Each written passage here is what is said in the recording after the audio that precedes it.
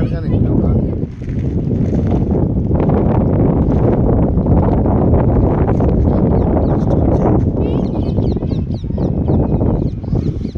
June 21 ప్రపంచ యోగా దినోత్సవం సందర్భంగా దేశ ప్రజలందరికీ నా నమస్కారములు. దీనికి అనుబంధముగా నేను ఒక వీడియో చేయదలిచినాను. ధ్యానం కోసమై ఈ వీడియో. నా ధ్యానం పేరు జనధ్యానం.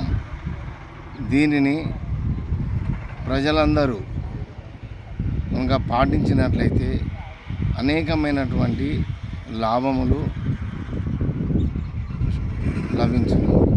కావున నేను చెప్పే ఈ మొదటి పార్ట్ ధ్యానమును చేసే ముందు మీకు ఇష్టమైనటువంటి రీతిలో పద్మాసనము కానీ వజ్రాసనము కానీ లేదా ఎవరికి వీలైనట్టుగా వారు ఉల్లాసాసనము అంటే చాలా ఫ్రీగా కూర్చుని ధ్యానం చేసే విధంగా ఉల్లాసంగా ఉత్సాహంగా చేసుకోవడానికి మీకు అనువైనటువంటి రీతిలో కూర్చొని ఈ ధ్యానమును చేయండి.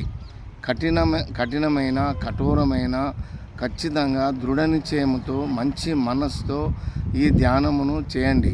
ఈ ధ్యానము కొన్ని నిమిషములలో మాత్రమే చేయడానికి వీలవుతుంది.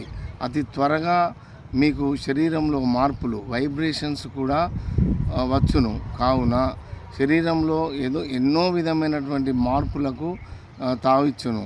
కావున దీన్ని పాటించండి, ఆచరించండి.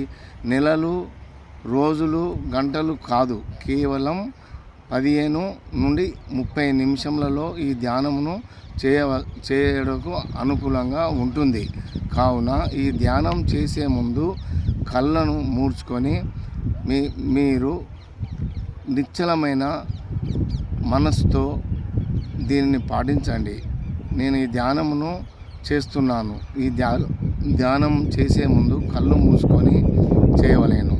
ధ్యానమును ప్రారంభించేదను.